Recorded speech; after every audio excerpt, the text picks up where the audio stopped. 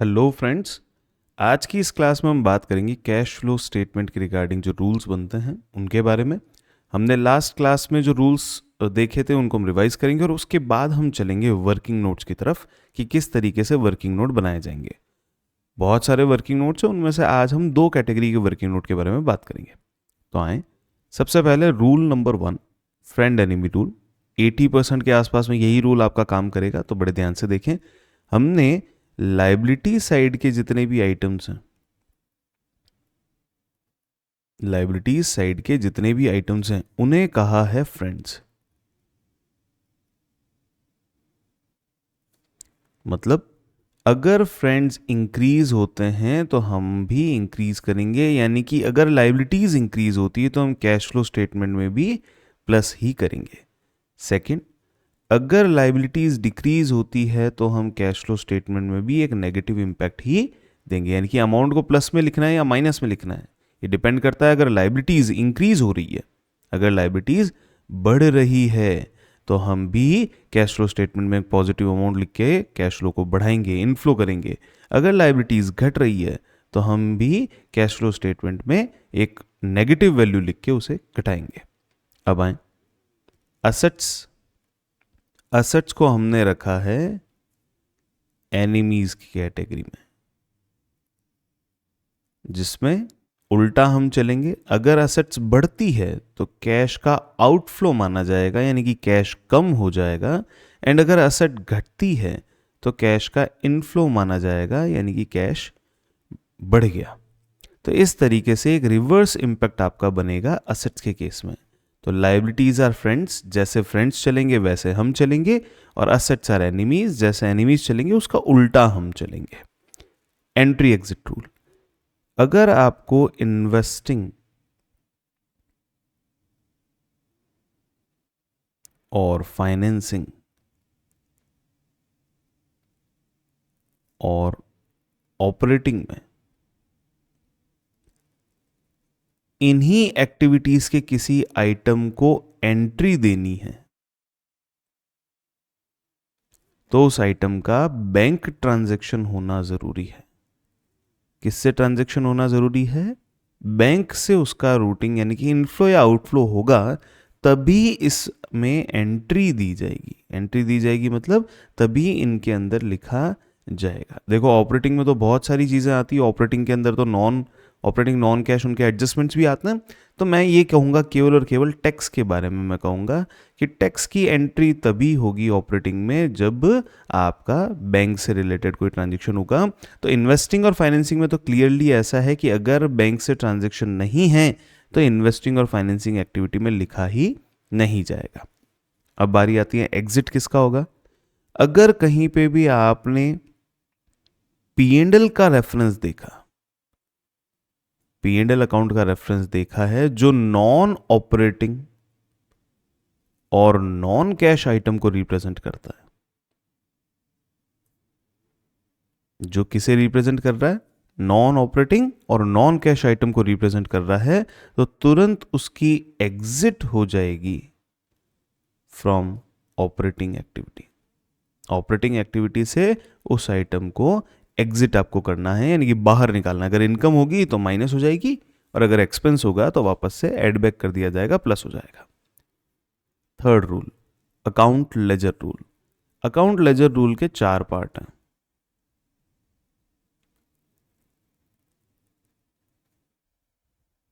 Rule number 1, check only bank and PNL. केवल bank और PNL की जो एंट्रीज है उनको आपको चेक करना है। केवल बैंक और पीएनएल की जो हमने लेजर पोस्टिंग कर रखी होगी, जहां जहां बैंक और जहां जहां पीएनएल आएगा, केवल उन्हीं आइटम्स को आपको देखना है। Number 2 rule, debit items will be minus and credit items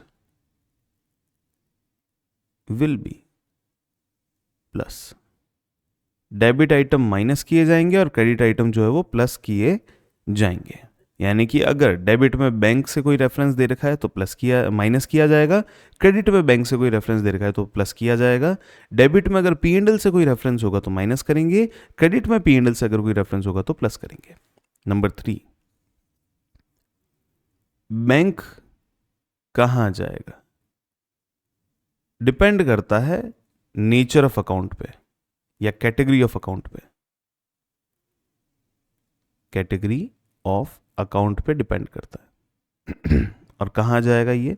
category of account में अगर इन्वेस्टिंग की कैटेगरी है, फाइनेंसिंग की कैटेगरी है या ऑपरेटिंग की कैटेगरी है, उस पर डिपेंड करता है कि जिस कैटेगरी का अकाउंट होगा उसी कैटेगरी में उसे लिखा जाएगा। अब बात करते हैं P&L की। P&L अकाउंट आपने जहां जहां रेफरेंस में देखा उनका एक ही ठिकाना है, that is operating activity. Operating activities, ये हो गया आपका P&L। ये हो गया आपका रूल नंबर 3। तो rule 1 friend enemy, rule 2 entry exit, rule 3 account ledger and rule 4 outside item और हिंट रूल। अगर कोई भी चीज का आपको एज अ हिंट मिला हो, क्या मिला हो? या तो हिंट मिला हो और which is an outside item, balance sheet में उसका कोई अमाउंट रेफरेंस नहीं है। अमाउंट रेफरेंस तो जैसे डायरेक्ट अमाउंट नहीं दे रखा है, इनडायरेक्ट वे में आपको कोई वैल्यू दे रखी है, या आउटसाइड आइटम है, पूरा ही बाहर दे रखा है एडिशनल इंफॉर्मेशन में। In that case 2 effects will be given. 2 effects will be given. One positive, then another negative. अगर एक इंपैक्ट पॉजिटिव होगा तो दूसरा इंपैक्ट नेगेटिव होगा एंड वाइस वर्सा। तो अगर एक इंपैक्ट नेगेटिव होगा तो दूसरा इंपैक्ट पॉजिटिव हो जाएगा। इस तरीके से ये 4 रूल हमें अप्लाई करने हैं और आज की क्लास में जो हम वर्किंग नोट बनाने वाले हैं उसमें आपके अकाउंट लेजर रूल काम आएगा। और रीचेक कर लेते हैं अकाउंट लेजर रूल को। केवल बैंक और P&L पूरा अकाउंट बनाने के बाद में केवल बैंक और P&L के आइटम्स को चेक करेंगे। डेबिट वाले आइटम्स होंगे तो माइनस करेंगे, क्रेडिट वाले आइटम्स होंगे तो प्लस करेंगे। बैंक अगर होगा तो कैटेगरी ऑफ अकाउंट के ऊपर डिपेंड करता है कहाँ जाएगा, इन्वेस्टिंग, फाइनेंसिंग या ऑपरेटिंग, उनमें आप एंट्री दे सकते हैं उन्हें। और P&L अगर होगा तो ऑपरेटिंग एक्टिविटी में उसका एडजस्टमेंट किया जाएगा as non operating and non cash item की तरह उसका एडजस्टमेंट कर सकते हैं। अगर टैक्स होगा तो एक स्पेसिफिक एडजस्टमेंट उसका अवेलेबल है। तो चलिए सबसे पहले शुरुआत करते हैं। कौन से अकाउंट से हम शुरुआत करेंगे? तो पहले एक लिस्ट देख लेते हैं कि कौन कौन से वर्किंग नोट्स हमें बनाने हैं। देखिए हमें जो वर्किंग नोट्स बनाने होंगे, जितने दिन भी वर्किंग नोट की क्लास चलेगी उनके हिसाब से, तो एक बनेगा provision for tax account, fixed asset account. आज की क्लास में हम ये 2 वर्किंग नोट सीखने वाले हैं। फिर बनता है fixed asset and accumulated depreciation account, non current investment account, debenture और loan and interest thereon and dividend. इस तरीके के वर्किंग नोट्स आपको करने होंगे। तो आज की क्लास में हम बात करेंगे पॉइंट नंबर 1, पॉइंट नंबर 2 के बारे में। अब आए, प्रोविजन फॉर टैक्स अकाउंट बनता कैसा है? लाइबिलिटी अकाउंट है। लाइबिलिटी अकाउंट का बैलेंस BD जो है वो क्रेडिट में लिखा जाएगा। दिस इज क्रेडिट साइड, सब जानते हैं। This is debit side, done. तो बाय बैलेंस BD यहां, टू बैलेंस CD यहां। टैक्स का पेमेंट जब किया गया होगा तो लिखेंगे टू बैंक, ये हो गया टैक्स पेड। और टैक्स का एक्सपेंस जो होगा उसे लिखा जाएगा बाय P&L टैक्स एक्सपेंस। देखिए डेबिट साइड में आने वाले आइटम्स माइनस किए जाएंगे, ठीक है। क्रेडिट साइड में आने वाले आइटम प्लस किए जाएंगे। ये हमने रूल में देखा। केवल किसको चेक करना है? बैंक और P&L को। यहाँ बैंक दे रखा है, यहाँ P&L दे रखा है। बैंक होगा तो डिपेंड करता है किस टाइप का, नेचर ऑफ अकाउंट क्या है या कैटेगरी क्या है। तो ये देखो, ये टैक्स है जो ऑपरेटिंग का ही पार्ट है, ऑपरेटिंग एक्टिविटी का ही पार्ट है, इसलिए इसे कहाँ लेके जाएंगे? ऑपरेटिंग एक्टिविटी में टैक्स पेड करके माइनस में ये फिगर शो किया जाएगा, जो भी अमाउंट यहां होगा। ये है P&L, ऑपरेटिंग एक्टिविटी के अंदर लेके जाएंगे। और एप्रोप्रिएशन एंड टैक्स का एक सेपरेट एरिया हमारे पास में अवेलेबल है फॉर्मेट में, वहां एज अ टैक्स एक्सपेंस करके इसको सेटल किया जाएगा। इस तरीके से ये अकाउंट बनाया जाएगा। अब क्वेश्चंस देखते हैं। बैलेंस शीट के अंदर 55,000 और 45,000 का प्रोविजन फॉर टैक्स दे रखा है। ओपनिंग का है 45, क्लोजिंग का है 55। इतनी सी इंफॉर्मेशन के बेसिस पे आपको जानकारी इकट्ठी करके अकाउंट बनाना है और अकाउंट बना के आपको सेटल करना है। आप चाहें तो बिना अकाउंट बनाए भी सेटलमेंट कर सकते हैं, मैं आपको वो शॉर्टकट बता दूंगा। पहले अपन अकाउंट बना लेते हैं। तो here it is provision for tax account by balance BD to balance CD to bank and by P&L. This is tax expense and to bank वाला था टैक्स पेड। ये हो गया डन। अब डेटास को रखते हैं। Opening value 45, closing value 55।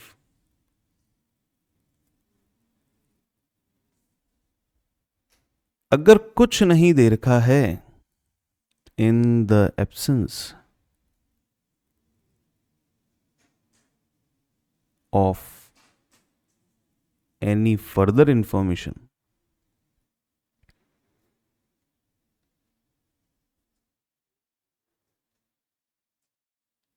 क्या अज्यूम करना है? Opening provision for tax amount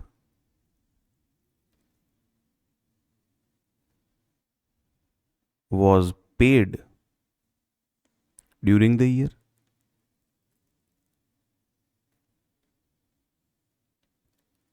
and closing provision for tax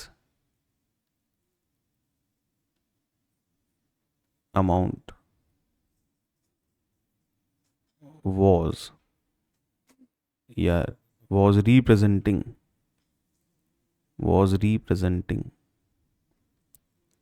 tax expense for the year.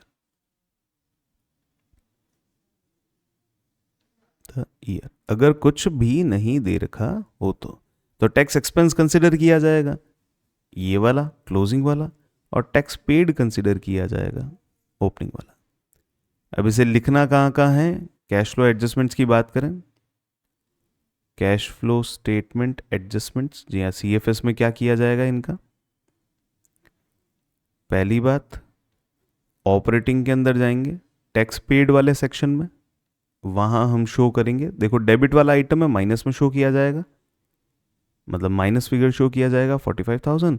और ऑपरेटिंग के अंदर ही जहां टैक्स एक्सपेंस वाली कैटेगरी है, एप्रोप्रिएशन एंड टैक्स एक्सपेंस, वहां टैक्स एक्सपेंस शो किया जाएगा 55,000। और इस तरीके से ये क्वेश्चन सॉल्व करेंगे।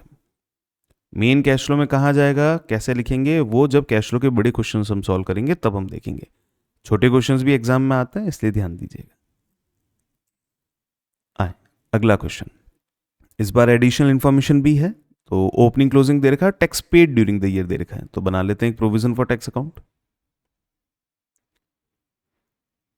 अगर किसी भी चीज के बारे में दो बैलेंसेस और एडिशनल इंफॉर्मेशन दे रखी हो तो आप अकाउंट जरूर बनाएं। Provision for tax account, format same, by balance BD by P&L, tax expense to bank to balance CD। आइए, opening balance 84, closing balance 97, and now read the further information. Tax paid during the year 81,000। ये हो गया आपका 81,000, ये आपने tax पे किया। 81, 84, 3,000 इधर, 97 में से 3 चले गए, 94। तो आपके पास में जो इंफॉर्मेशन बनती है वो कहाँ कहाँ आएगी? ऑपरेटिंग में टैक्स पेड में आएगा ₹81,000, और ऑपरेटिंग के अंदर टैक्स एक्सपेंस में आएगा ₹94,000। ये इस तरीके से ट्रीटमेंट करेंगे। चलते हैं अगले क्वेश्चन की तरफ। Here it is provision for tax account,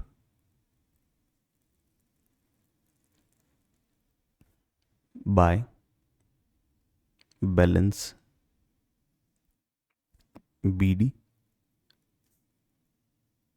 to balance CD to bank account by P&L tax expense. अब इंफॉर्मेशन लीजिए, साथ साथ में करते जाएं, रुकना नहीं है। समझ में आ चुका है? देखो थोड़ा सा है ना, माइंड को इफेक्टिव करने के लिए आपको ये अंडरस्टैंड करना होगा कि हाँ, ये फील करना होगा कि हाँ समझ में आ गया है। अब मैं कोशिश करता हूँ, अपने लेवल पे करता हूँ, तब कहीं जाके वो चीज़ें होंगी। Opening 115,000, closing 105,000 and tax provided during the year 1,02,000। अब लीजिए 115, 105, 10,000 इधर, 102 एंड 10, 112। एडजस्टमेंट्स होंगे, ऑपरेटिंग में टैक्स पेड लिखा जाएगा ₹1। अच्छा, टैक्स पेड जो है वो नेगेटिव फिगर है, मैं माइनस में लिख रहा हूँ, 112,000, ये माइनस फिगर। और ऑपरेटिंग के अंदर ही टैक्स एक्सपेंस एप्रोप्रिएशन वाले सेक्शन में 1,02,000। इस तरीके से सॉल्व करेंगे इसे। अब बढ़ते हैं क्वेश्चन नंबर 4 पे। Tax paid during the year, केवल एडिशनल इंफॉर्मेशन दे रखी है, केवल और केवल एडिशनल इंफॉर्मेशन में दे रखा है tax paid during the year. हो सकता है tax provided during the year भी बोल दे, कोई बात नहीं, कोई फर्क नहीं पड़ता। केवल एडिशनल इंफॉर्मेशन में अगर ये चीज दे रखी है तो इसी चीज को रूल नंबर 4 के हिसाब से आउटसाइड आइटम मानते हुए दो इंपैक्ट देने पड़ेंगे इसी अमाउंट के। एक हो जाएगा ऑपरेटिंग के अंदर टैक्स पेड ₹65,000 माइनस में, और वहीं साथ साथ में ऑपरेटिंग के अंदर टैक्स एक्सपेंस ₹65,000 पॉजिटिव में। इस तरीके से काम किया जा सकता है। चलिए बढ़ते हैं आगे। ये हो गया आपका provision for tax account and related adjustments. अब बढ़ते हैं आगे, फिक्स एसेट अकाउंट कैसे बनाना है। फिक्स एसेट अकाउंट का बेसिक फॉर्मेट में आपको समझा देता हूं। बेसिक फॉर्मेट में देखिए, असेट अकाउंट है, असेट अकाउंट है, डेबिट क्रेडिट तो हमेशा अपनी अपनी जगह पे ही होंगे। असेट अकाउंट में, असेट अकाउंट होने की वजह से डेबिट बैलेंस आएगा तो टू बैलेंस BD। अगर असेट खरीदी जाएगी तो टू बैंक परचेज। अगर कभी सेल करने पे गेन हुआ तो to P&L gain on sale. अगर असेट को इक्विटी शेयर्स या डिबेंचर्स देके खरीदा, ये जब आप इक्विटी शेयर और डिबेंचर वाले चैप्टर पढ़ेंगे तो ऐसा करते हैं कि कई बार असेट्स को इक्विटी या डिबेंचर्स के थ्रू खरीदा जाता है। तो अगर वैसे खरीदा जाए तो इक्विटी कैपिटल या डिबेंचर। डेप्रिशिएशन जो होगा असेट पे, जिससे असेट रिड्यूस होगी तो by depreciation, by P&L depreciation. Cell करेंगे तो बाय बैंक सेल। अगर लॉस होगा सेल करने पे तो by P&L loss on sale और बाय बैलेंस CD। ये आइटम्स जो है वो आपके यहाँ पे आएंगे, ठीक है। अब कई बार होता है कि डेप्रिशिएशन की जगह राइट ऑफ वर्ड आ जाए तो कोई बात नहीं, आप उसे भी लिख सकते हैं। अब कहाँ कहाँ लिखा जाएगा, किसे चेक करना है? पहला काम है बैंक और P&L को चेक करना है। यहाँ बैंक है, यहाँ P&L है, यहाँ P&L है, यहाँ बैंक है और यहाँ P&L है। केवल इतने ही आइटम्स का कैश फ्लो एडजस्टमेंट किया जाएगा। बैंक है, फिक्स एसेट्स एक इन्वेस्टमेंट कैटेगरी का आइटम है, यानी कि इन्वेस्टिंग एक्टिविटी को रिप्रेजेंट करता है, तो बैंक जो है वो इन्वेस्टिंग एक्टिविटी में जाएगा। Purchase of fix asset, amount जो है वो नेगेटिव में लिखा जाएगा, क्योंकि डेबिट साइड के जितने भी आइटम्स होंगे उनके अमाउंट नेगेटिव में लिखे जाएंगे। अब बढ़े आगे P&L। P&L जब भी आएगा तो ऑपरेटिंग में जाएगा। गेन ऑन सेल लिखेंगे एडजस्टमेंट वाले सेक्शन में और माइनस में ये फिगर लिखा जाएगा। अब आए क्रेडिट साइड में, P&L डेप्रिशिएशन, P&L तो ऑपरेटिंग में ही जाएगा। एडजस्टमेंट में लिखेंगे depreciation on fix asset. Bank investing activity का आइटम है, अकाउंट इन्वेस्टिंग एक्टिविटी का है तो बैंक जाएगा इन्वेस्टिंग एक्टिविटी में। सेल ऑफ फिक्स्ड एसेट, और लॉस जो है अगेन P&L दे रखा है तो ऑपरेटिंग में जाएगा, यहाँ पे लॉस ऑन फिक्स्ड एसेट। इस तरीके से आप इस अकाउंट को कंप्लीट सेटल करेंगे। अब आए इन्फॉर्मेशन लेते हैं। बैलेंस शीट में इंफॉर्मेशन दे रखी है, क्वेश्चन नंबर 5 में हूँ मैं। बैलेंस शीट में इंफॉर्मेशन दे रखी है 31 मार्च 23, 24 की दे रखी है। Plant and machinery account 184,217।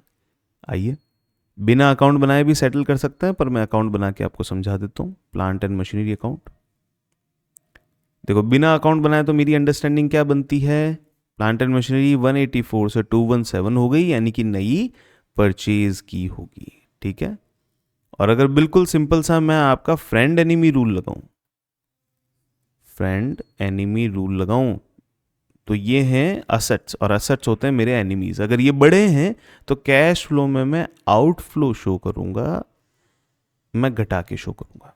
इस चीज को ध्यान रखना। अब मैं अकाउंट बना लेता हूं, to balance BD by balance CD, ज्यादा डेटा नहीं है। Opening value 184, closing value 217, difference निकालना है 184 217। अब बड़े ध्यान से देखिएगा, 184 200 217, बीच में ये 200 है ना, यहां से यहां का डिफरेंस 16 का, यहां से यहां का डिफरेंस 17 का, टोटल मिला के हो जाएगा 33। तो यहां आ जाएगा 33,000। डन। और इसे मैं लिखूंगा टू बैंक। बेसिक अजम्पशन है कि हमने असेट को खरीदा होगा और पैसे देके कैश पे करके हमने असेट को खरीदा होगा। तो हमारे 33,000 रुपीज की असेट परचेज की वैल्यू आ गई। आया समझ में? अब बड़े ध्यान से देखें क्या करना है, कहाँ जाएंगे। देखो बैंक दे रखा है, plant and machinery investing activity का आइटम है, तो इन्वेस्टिंग एक्टिविटी में जाके लिखेंगे purchase of plant and machinery.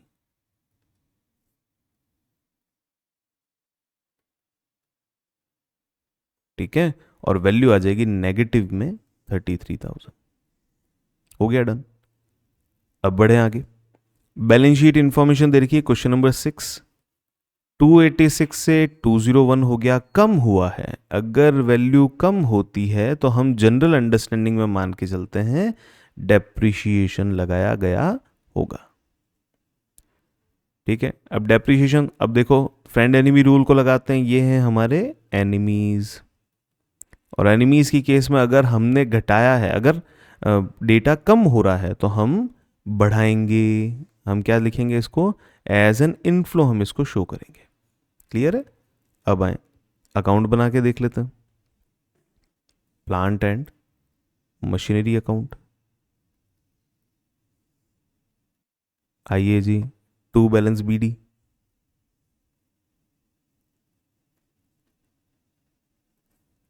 Bye balance CD. आ जाए, टू बैलेंस बीडी में वैल्यू है 286 और ये वैल्यू दे रखी है 201। अब आ जाए, डिफरेंस आ रहा है इधर, तो जनरल अंडरस्टैंडिंग है, हम मान के चलेंगे कि डेप्रिशिएशन लगाया गया होगा। P&L डेप्रिशिएशन, डिफरेंस ले लें, 2 lakh cancel, 86 minus 1 85,000। Cash flow में कहाँ शो करेंगे, कैश फ्लो में हम शो करेंगे इसे as part of operating activity. Adjustment में लिखेंगे depreciation on fixed asset.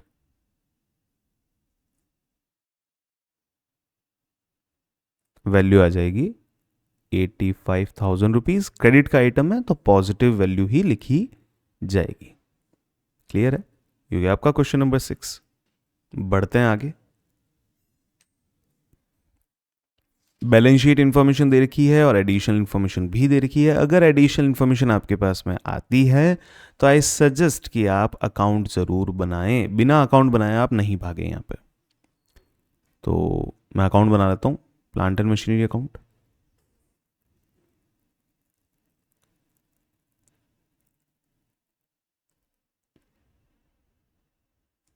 To balance BD, by balance C D, depreciation है ना, ठीक है, बाय बैलेंस सी डी।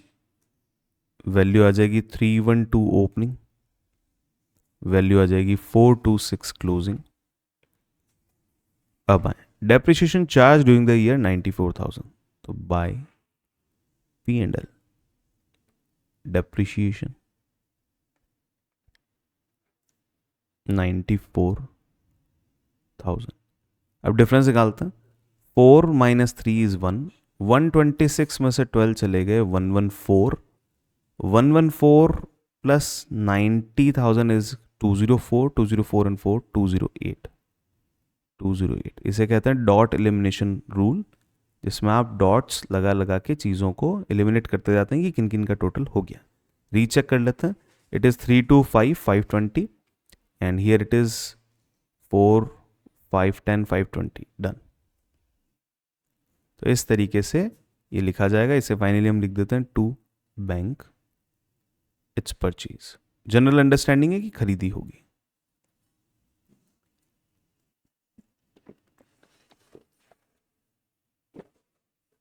अब बढ़े आगे, एडजस्टमेंट्स करते हैं, कैश फ्लो एडजस्टमेंट्स। कहाँ कहाँ क्या क्या लिखा जाएगा, देखिए शुरुआत करते हैं सबसे पहले bank and P and L. Debit वाले आइटम्स जो हैं वो माइनस किए जाएंगे, क्रेडिट वाले आइटम्स हैं प्लस किए जाएंगे। ये हो गया अपना सिंपल अंडरस्टैंडिंग। तो आइए सबसे पहले जाएंगे इन्वेस्टिंग एक्टिविटी के अंदर, वहां लिखेंगे purchase of plant and machinery,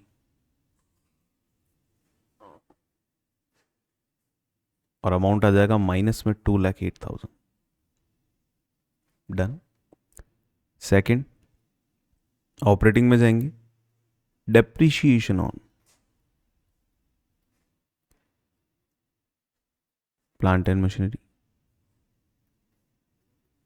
आप केवल डेप्रीशिएशन भी लिख सकते हैं, 94,000 क्रेडिट का आइटम है, माइनस नहीं प्लस किया जाएगा। ये हो गया आपका वर्किंग कंप्लीट। इस तरीके से क्वेश्चन 7 सॉल्व करना। अब आप ट्राई करें क्वेश्चन नंबर 8, पहले 1 मिनट के लिए फटाफट से आप ट्राई करें, फिर मैं आपको सजेस्ट करूंगा कि क्या करना चाहिए। बहुत ही सिंपल क्वेश्चन है, आपके लेवल पे ट्राई करें।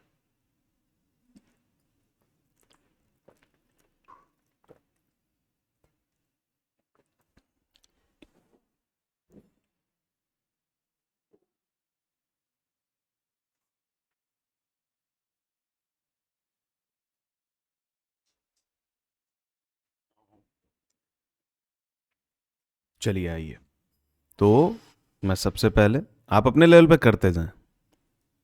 चलो मैं भी साइलेंट मोड में कर लेता हूं, ठीक है, आपको परेशान नहीं करूंगा।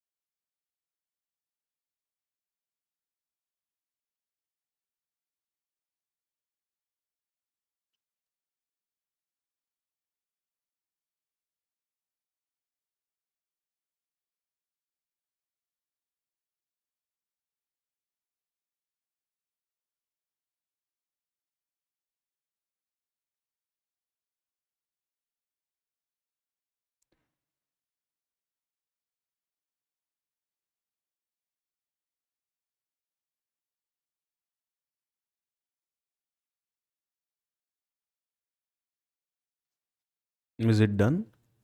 चेक कर लीजिए बड़े आराम से। मेरे ख्याल से अब आपका भी हो गया होगा अच्छे से इस क्वेश्चन को कैसे सॉल्व करना है। डन। अब आगे बढ़े। ये क्वेश्चन नंबर 10 हो जाएगा। 2 9 कंटिन्यू आ रहे हैं।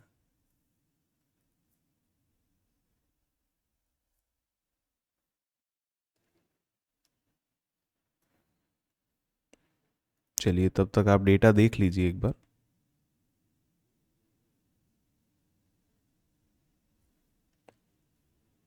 This will be question number 10। अब क्वेश्चन नंबर 9 पे आते हैं फटाफट से। आपको प्लांट एंड मशीनरी अकाउंट ही दे रखा है तो प्लांट एंड मशीनरी अकाउंट बना लेते हैं। जैसे जैसे इन्फॉर्मेशन मिलती जाएगी वैसे वैसे आगे आगे रखते रहेंगे।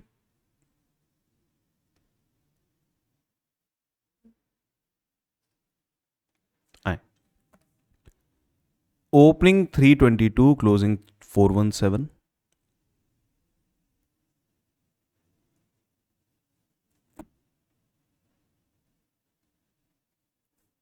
तीन चार लाइन छोड़ दीजिए क्योंकि बड़ा क्वेश्चन दिख रहा है।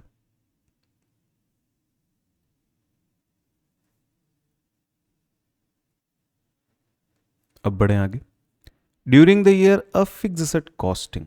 देखिए कॉस्ट से कुछ नहीं होता है, कॉस्ट से प्रॉफिट या लॉस नहीं निकलता है। आपको book value of asset sold चाहिए। क्या चाहिए आपको? Book value of asset sold,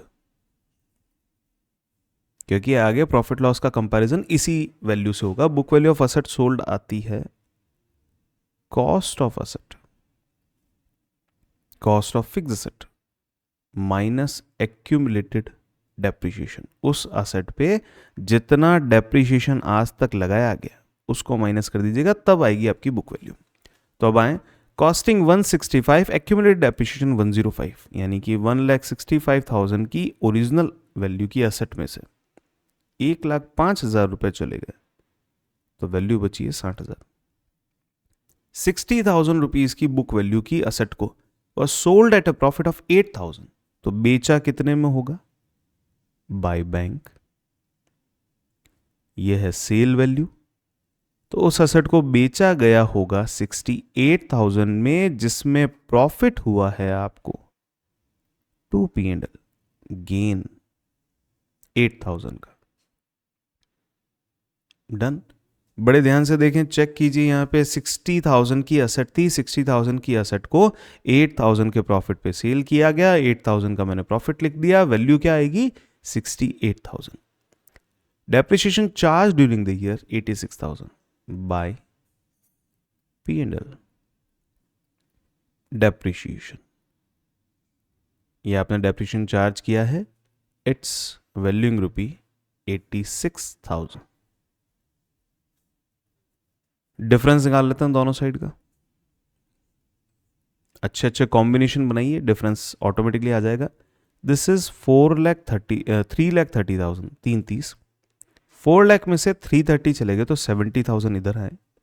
70, this is 80, 80 and 80, 160, 160 and 60, 220, 220 and 15, 235, 235 and 6, 241,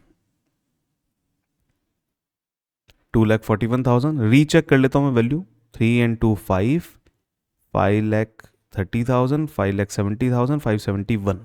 यहां देख लेते हैं 4 lakh, 490, 550, 564, 571। Done. To bank, it's purchase. ये हो गया आपका डन। अब कैश फ्लो एडजस्टमेंट्स क्या क्या करेंगे?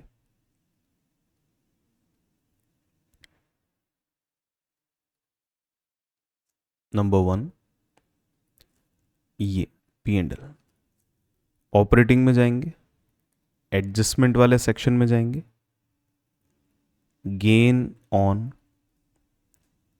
प्लांट एंड मशीनरी 8,000 नेगेटिव में लिखा जाएगा, माइनस फिगर। अगला ये दे रखा है बैंक। नंबर 2 हम जाएंगे इन्वेस्टिंग एक्टिविटी में, लिखेंगे purchase of plant and machinery, value आ जाएगी नेगेटिव 241,000, डन। नंबर 3, ये दे रखा है बैंक, जाइए इन्वेस्टिंग एक्टिविटी में, लिखें sale of plant and machinery 68,000, ये हो गया डन। अगला P and L, number 4, operating में जाएंगे, पी एंड एल दे रखा है ऑपरेटिंग में जाना है, लिखेंगे डेप्रिसिएशन ऑन फिक्स्ड एसेट्स या प्लांट एंड मशीनरी ₹86,000। इस तरीके से ये क्वेश्चन सॉल्व किया जाएगा। डन है। 3 क्वेश्चन और बाकी हैं, फटाफट से करें। अगर आपको समझ में आ जाता है तो जल्दी से अपने लेवल पे करना शुरू करते हैं। बहुत इजी क्वेश्चंस हैं, अच्छे से करेंगे तो फटाफट होते जाएंगे। आइए क्वेश्चन नंबर 10 की तरफ बढ़ते हैं। बनाइए एक प्लांट एंड मशीनरी अकाउंट।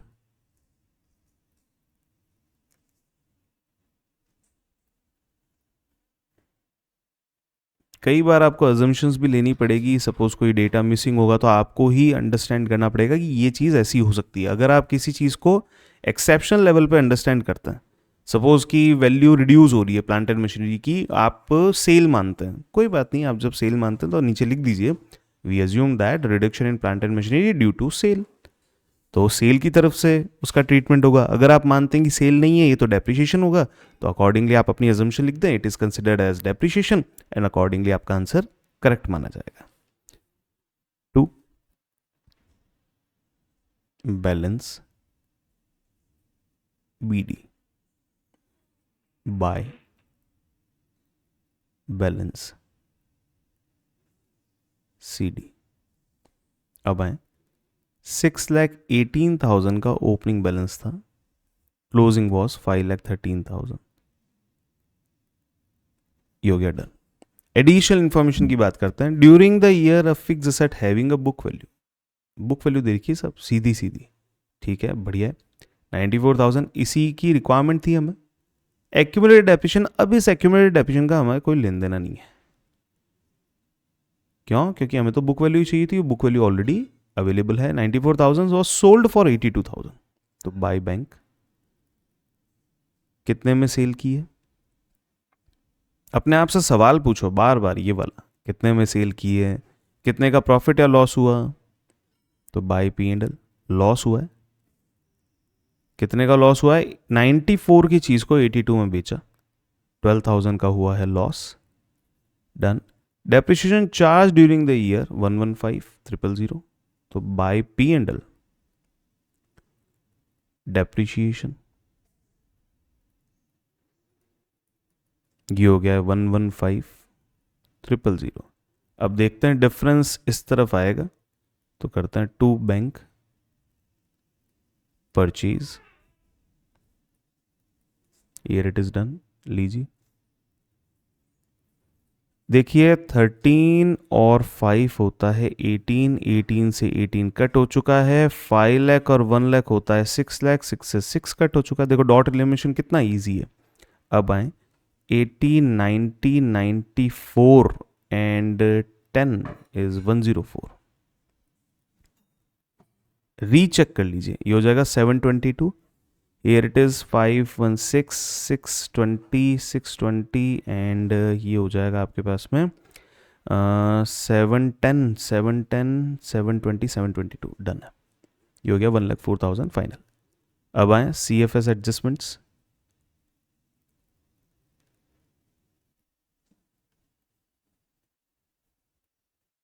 लिखते जाएं। सबसे पहले ये बैंक डेबिट का आइटम है, माइनस होगा, इन्वेस्टिंग एक्टिविटी में जाएगा। Number 1 investing activity, purchase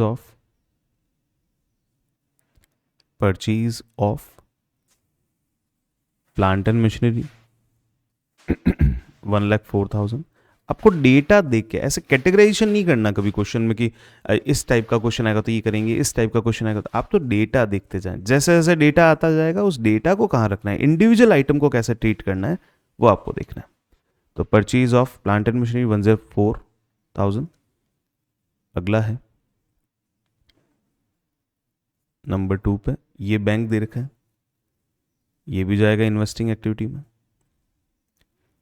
sale of plant and machinery, अच्छा जो परचेज का वैल्यू है वो नेगेटिव में जाएगा। Sale of plant and machinery it is 82,000। Number 3, loss on plant and machinery, ये जाएगा ऑपरेटिंग में।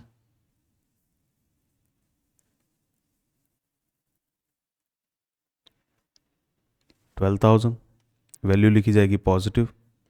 नंबर 4, ऑपरेटिंग के अंदर लॉस ऑन, लॉस तो हो गया है, डेप्रिशिएशन, ये आ जाएगा आपका डेप्रिशिएशन, वैल्यू आ जाएगी 115,000। That's done. इस तरीके से ये क्वेश्चन सॉल्व किए जाएंगे। डन है।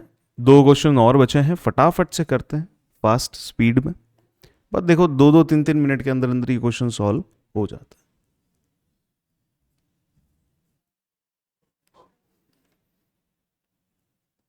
बढ़ते हैं आगे। चलिए,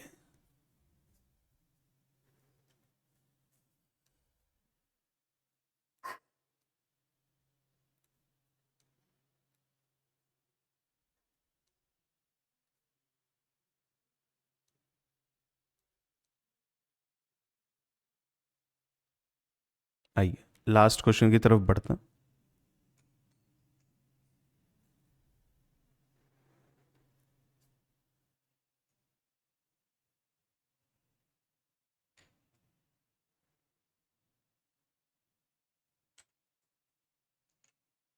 चलिए, तो बैलेंस शीट में इंफॉर्मेशन दे रखी है प्लांट एंड मशीनरी की, बनाइए एक प्लांट एंड मशीनरी अकाउंट। ये क्वेश्चन नंबर चेंज हो जाएंगे, क्वेश्चन नंबर 1 हो जाएगा 11 और दूसरा हो जाएगा 12। मैं चेंज कर देता हूँ इनको।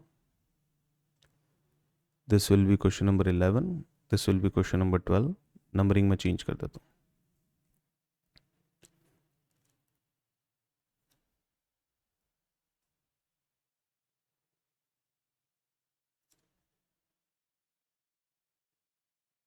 ठीक है, ये हो गया आपका वर्किंग।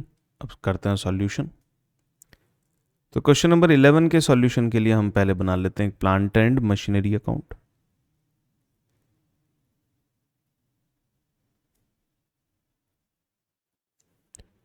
$725 का ओपनिंग बैलेंस है।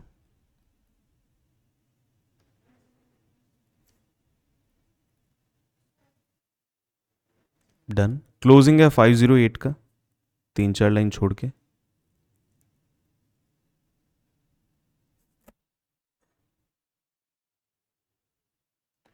Done. Additional information: during the year, a certain machinery was purchased for rupees 2,50,000 by issue of 12% debentures. 12% debentures देके आपने किसी असेट को खरीदा है, वो भी 2,50,000 की असेट थी। Done. Further, a machinery was sold at a loss of 15,000, और किसी एक मशीनरी को आपने लॉस पे बेचा है। कौन सी थी, कितने की थी, ये अभी तक नहीं पता, पर लॉस हुआ है ये जरूर पता है, 15,000।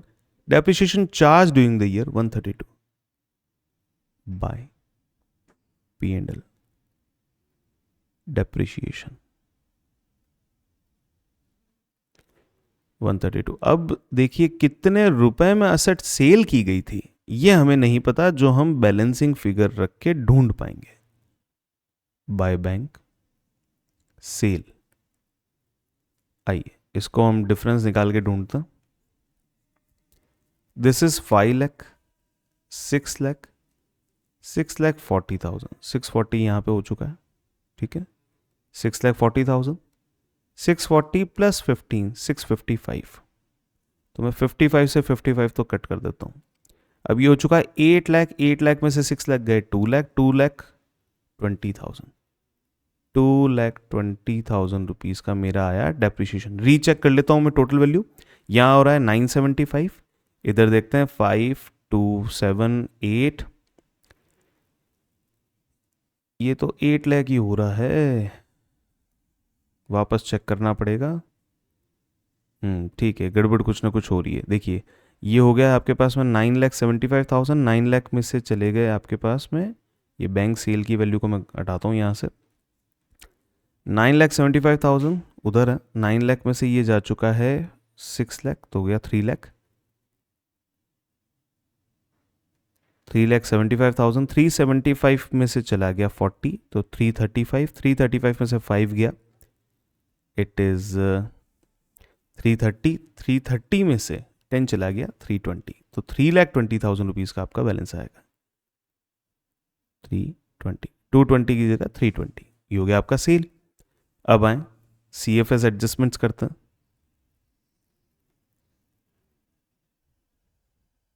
कैश फ्लो स्टेटमेंट आज की डेट में क्यों पढ़ना है? क्योंकि भैया आपकी समर वेकेशन के अंदर अंदर ही आप कैश फ्लो का प्रोजेक्ट खत्म कर पाएं, ताकि जनवरी में जो टाइम वेस्ट होता है अननेसेसरी, उस टाइम पे जो चीज़ें बनती है या दिसंबर के अंदर जो आपको बनाना होता है, वो सारी चीज़ें आप नहीं करें और आप आज की डेट में ही समर वेकेशन में ही अपने कैश फ्लो को फिनिश कर पाएँ, समझ पाएँ। बहुत सारे मार्क्स कैश फ्लो के रिगार्डिंग बनते हैं, कितने बनते हैं? देखिए जो प्रैक्टिकल मार्क्स हैं वो इंक्लूड करें, और जो आपके थियरी मार्क्स जो एग्ज़ाम में आते हैं, आप सोच के देखो कैश फ्लो कितना इंपॉर्टेंट है।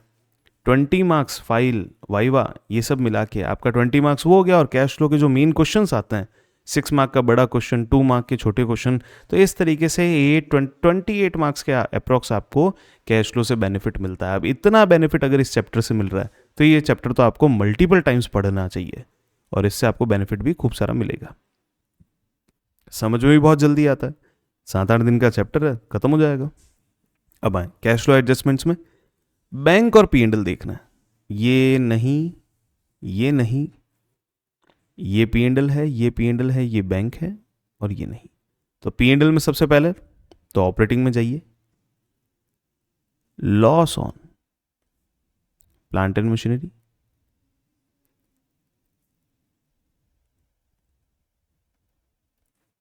$15,000। Number 2 again operating, depreciation on, मैं आपको लिख के ही बता रहा हूं कि एग्जैक्टली आपको कैसे लिखना है। Depreciation on plant and machinery, केवल डेप्रिशिएशन भी लिख सकते हैं, कोई टेंशन नहीं है, 132,000। नंबर 3 इन्वेस्टिंग एक्टिविटी में जाएगा, sale of plant and machinery, आप proceed from sale of plant and machinery भी लिख सकते हैं। एक बार आप बेसिक लेवल को कंप्लीट कर लें, उसके बाद आप जितना भी एक्सपांड करना चाहें, जितना भी आगे बढ़ना चाहें कर सकते हैं। Sale of plant and machinery value आ जाएगी 3,20,000, और इस तरीके से आपको ये क्वेश्चन कंप्लीट किया जाएगा। लास्ट क्वेश्चन की तरफ बढ़ते हैं, आइए फटाफट से लास्ट क्वेश्चन हमें चेक करना है। बनाते हैं प्लांट एंड मशीनरी अकाउंट,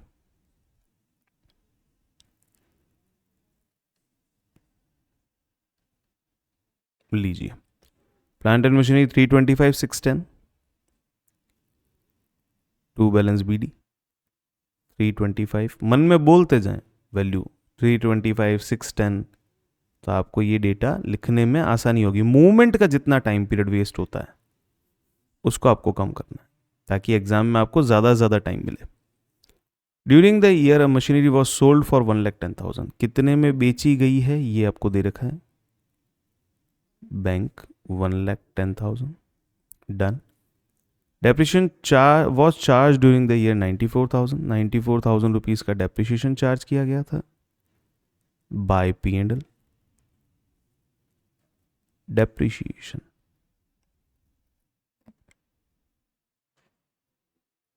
अब बढ़े आगे, gain on sale of machinery was 14,000 to P&L gain. अब देखते हैं डिफरेंस निकालता, इधर ही डिफरेंस आ रहा है, तो टू बैंक परचेज मानेंगे। जैसे जैसे इंफॉर्मेशन मिलती गई वैसे वैसे रखते गए। अब एग्जाम में जो क्वेश्चंस आते हैं उनको भी चेक करें बड़े आराम से। This is 6 lakh, 3 lakh cancel हो गया, 3 लाख इधर, 10 और 10 होता है 20, 20 से 20 काट दिया, 3 लाख, 1 लाख, 4 लाख। 494 में से 14 गया तो 480, 480 में से 5 गया 475। रीचेक कर लीजिए। 347 ये हो जाएगा 8 लाख, 8,14,000। इधर ये हो गया आपका 6 लाख, 7 लाख, ये हो गया 8 लाख, 8,14,000। डन। CFS एडजस्टमेंट्स करते हैं।